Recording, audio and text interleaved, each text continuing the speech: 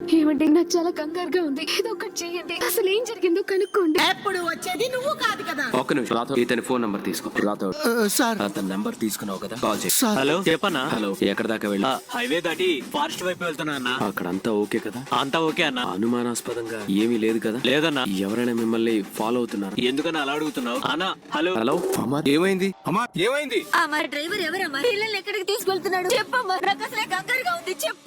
Sir అంటే ఆ driver మీకు ఏ చిన్న డౌట్ వచ్చినా వెంటనే నాకు ఇన్ఫార్మ్ చేయాలి. ఎక్కడ దాకా వెళ్ళి? ఎవరైనా మిమ్మల్ని ఫాలో అవుతున్నారా? హలో అన్న, చెప్పురా. అమరేంద్రకి నేను దొరికిపోయానన్నా. అనుకుని ఫోన్ లిఫ్ట్ చేశాను, అతనితో మాట్లాడానన్నా. ఏముంటున్నారా? అన్న భయంగా ఉందన్నా. ఏం చేయమంటావు అన్న? No no no no, Amarendra వాడిని కనిపెట్టేశాడంటే నన్ను కూడా కనిపెట్టేస్తాడు. అదే గనక జరిగితే ఈసారి అందరిని పట్టుకొని జీవితంలో బయటికి రాకుండా చేస్తాడు. అదే గనక జరిగితే అమరేంద్ర మీద పొగ ఎప్పటికీ తీర్చుకోలేను. నేను ఓడిపోకూడదు. ఇది కూడా అమరేంద్ర చేతిలో అసలు ఓడిపో. రే రాజు, దాబా దగ్గరికి వచ్చావా? వచ్చాను. సరే, మన వాడు ఇప్పుడు ఆ దాబా దగ్గరికి వస్తున్నాడు. నువ్వు బస్ ఎదురుగా వచ్చి నిలబడ, మిగతా అంతా వాడే చూసుకుంటాడు. అలాగేనా. ఏ డ్రైవర్, బస్సు ఎందుకు ఆపావు? మ్యామ్, ఎవరో ఒక పర్సన్ వస్తున్నారు. నమస్తే మేడం. ఎవరు నువ్వు? అడగకుండా బస్సు ఎందుకు ఎక్కావు? Madam మావాడే madam. సరే, వెళ్ళి నువ్వు ఆ చివర కూర్చో. అలాగే మేడం. నువ్వేంటి చూస్తున్నావు? పోనీ. నా పిల్లలకి ఏం కాకుండా చూడు స్వామి, ప్లీజ్. నేను చెప్పేది జాగ్రత్తగా మేనేజ్ చేయి. సరే అన్న. పోనీరా. ఇక్కడెందుకు బస్ ఆపారు? ఏ డ్రైవర్, బస్సు ఎందుకు ఆపావు? అడుగుతున్నది నిన్నే. బస్సు ఎందుకు ఆపావు? మీరు బస్ ఎందుకు ఆపారంటే అలా చూస్తున్నారేంటి? బస్సు ఎందుకు ఆపావంటే అలా చూస్తావేంటి? కూర్చో కూర్చోండి. కూర్చోండి, చెయ్యొద్దు. కూర్చో. కూర్చో. చెప్పేది మీకే, కూర్చోండి. కూర్చో, కాల్చి పారేస్తా లేదంటే. కూర్చో. ఎవరు కదలకండి. ఏం కావాలి నీకు? ఇప్పటి నుంచి ఈ బస్సులో నా మాట మాత్రమే వినపడాలి. నేను చెప్పినట్టు మాత్రమే వినాలి. కాదు కూడదని తెలివి చూపించారంటే ఒక్కరిని కూడా వదిలిపెట్టను. అర్థమైందా? రేయ్, అన్నా. మన స్పాట్ కి వెళ్లే వరకు వీళ్ళని అనుమానం రాకుండా తీసుకెళ్ళాలి. అర్థమైందా? సరేనా. ఇప్పుడు చెక్ పోస్ట్ రాబోతుంది. నీతో పాటు ఎవరు నోరెత్తినా ఒక్కొక్కరికి బుల్లెట్ దిగిపోతుంది. ఈ బస్సులో బాంబ్ ఫిక్స్ చేసి ఎవరైనా ఎక్కువ తక్కువ చేస్తే ఒక్క బటన్ నొక్కితే అందరూ పోతారు. ఇతను ఎవరు? ఎవరన్నా అడిగితే ఏం చెప్తావు? పీటీ సార్ అని చెప్పు. అర్థమైందా? అర్థమైంది. గట్టిగా చెప్పండి అందరూ. అర్థమైందా? రైట్ రా. అన్నా చెప్పన్నా. మన మీద అమరేంద్రకి ఆల్రెడీ డౌట్ వచ్చింది. మనం వీళ్ళని మన ప్లేస్ కు తీసుకెళ్లే వరకు మనం చాలా జాగ్రత్తగా ఉండాలి. ఎక్కడ ఏ చిన్న తప్పుడు అడుగు వేసినా అందరం దొరికిపోతాం. సరేనా, నేను చూసుకుంటా. అత్తయ్య, అసలు తప్పంతా మనదేనండి. పిల్లలు ఈ పరిస్థితిలో ఉండడానికి కారణం మనమే. నిజమే చెప్తున్నా కూడా వినకుండా పిల్లల్ని ఎక్స్కర్షన్ పంపించి చాలా పెద్ద తప్పు చేసామండి. అవునే, వాళ్ళ వెనక ఇంత కుట్ర జరుగుతుందని తెలియక పిల్లల్ని పంపించాం. మావయ్య, పిల్లలు వెళ్ళాలని మారం చేస్తే మీరు మాత్రం ఏం చేస్తారు చెప్పండి? పిల్లలు పరిస్థితిని అర్థం చేసుకోలేరు కాబట్టి మారం చేస్తే పంపించాం. కనీసం పెద్దలు మేమైనా అర్థం చేసుకుని ఉండాలి కదా. అట్లీస్ట్ నీ మాట అయినా వినుండాలి కదా. ఇక నుంచి పిల్లల విషయంలో ఏ నిర్ణయం తీసుకోవాలన్నా అమ్మగా మీ సమ్మె తీసుకోవాలండి. ఇలా తలా ఒకటి ఆలోచిస్తూ ఏది పడితే అది చేస్తూ పిల్లల ప్రాణాలకే ప్రమాదం తీసుకొచ్చాం. సరిగ్గా చెప్పావి. తల్లి మనసు కనుకే ప్రమాదాన్ని ముందుగా పసిగట్టి. ప్రతిసారి దానికి వీళ్ళ భజన ఏంటో ఇప్పుడు ఇలానే వదిలేస్తాయి. మెల్లగా ఇంట్లో నా మాటకి విలువ లేకుండా చేస్తాయి. ఏంటంటే ఒక్కసారి తప్పు జరిగిందని ప్రతిసారి అలానే అవుతుందా ఏంటి? నువ్వు మాట్లాడుకు మనోహరి. పిల్లలు వెళ్ళాలంటే వత్తాసు పలికింది నువ్వే గనక ఏం మాట్లాడకుండా ఉంటే పిల్లలు వెళ్ళాలని అంత పంతం పట్టేవాళ్ళు కాదు.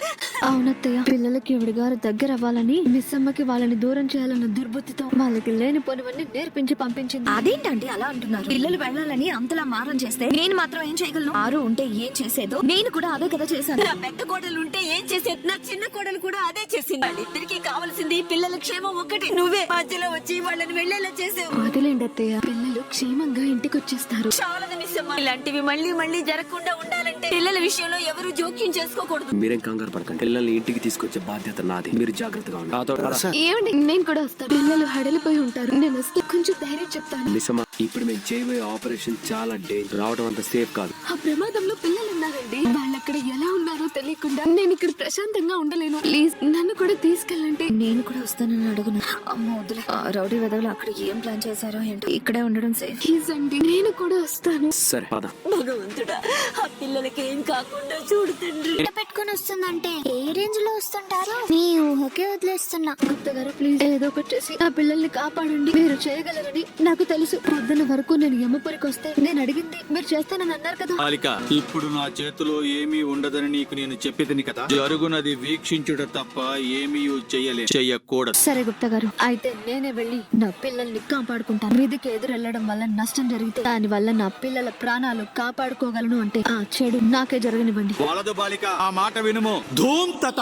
ఏం చేస్తున్నారు గుప్తా గారు? ఏంటిది? ప్లీజ్ గుప్తా గారు, నన్ను వదిలిపెట్టండి. నేను వెళ్తేనే నా పిల్లల్ని నేను కాపాడగలను. అవును, ప్రస్తుతము నీకున్న శక్తులతో నీవు కాపాడగలవు బాలిక. అందులకే నిన్ను నేను ఆపుచుంటే. బాలిక, నీ పిల్ల పిచ్చుకలను కాపాడుకొనుటకు నీవు ఏమైనా చేయుటకు వెనుకాడవని నాకు తెలియదు. అందులకే నిన్ను నేను కట్టడి చేసి తప్పు చేస్తున్నారు గుప్తా గారు. తప్పు జరగకుండా ఆపుచుంటని బాలిక. నీ ఒక శక్తిని పొందినప్పుడు కొన్ని షరతులు వర్తించునని నీకు నేను చెప్పి ఉంటే కాదు కూడదు అని. ఇప్పుడు నేను గీచిన ఈ రేఖను దాటుకుని వెళ్ళవచ్చు. అటుల నీవు దాటిన పిమ్మట నిన్ను మేము మా లోకమునకు తీసుకుపోయేదాం. లేదు, మీరు కావాలనే చెప్తున్నారు. నేను గీత దాటకూడదని అలా చెప్తున్నారు. ఆ మాటపై నీకు నమ్మకము లేకున్నచో ఒక్కసారి నీవే పరీక్షించి చూడము. నేను చెప్పినది సత్యము అని నీకే తెలియదు. కరెక్ట్ కాదు గుప్తా గారు. ఒక తల్లి మనసుని ఇంతలా బాధ పెడుతున్నారు. మీకు కొంచెం కూడా కనికరం లేదా? నీ బాధను మేము అర్థము చేసుకొనగలము బాలిక.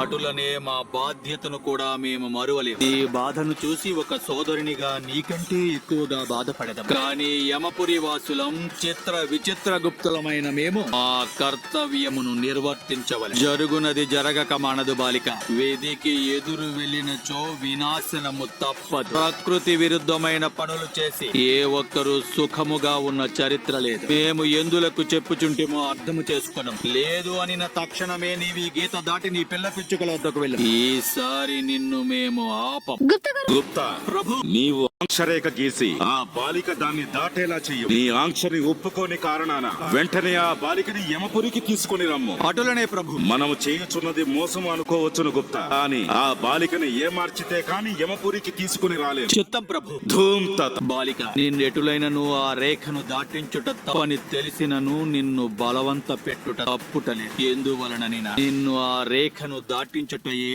మా తక్షణ కర్తవ్యం. ఈ అంజు కొంచెం కూడా భయం వేయట్లేదా? లెఫ్టినెంట్ అమరేంద్ర కూతురు ఇక్కడ. ఇలాంటి వాళ్ళకి భయపడతానా? నా నుంచి మీకు ఒక ఫ్రీ సజెషన్, మీరు కూడా భయపడకండి. ఇది అపరిచిత్రాలక్క. ఎప్పుడు అలా ఉంటుందో ఎవరికి తెలియదు. ఏంటి అలా చూస్తున్నా? ఆ గన్ ఎంత బాగుందో కదమ్ము. బుల్లెట్ ఇంకా బాగుంటుంది, చూస్తావా?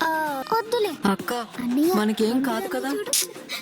ఏం కాదులేరా, భయపడకు. నువ్వు సైలెంట్ గా ఉండు.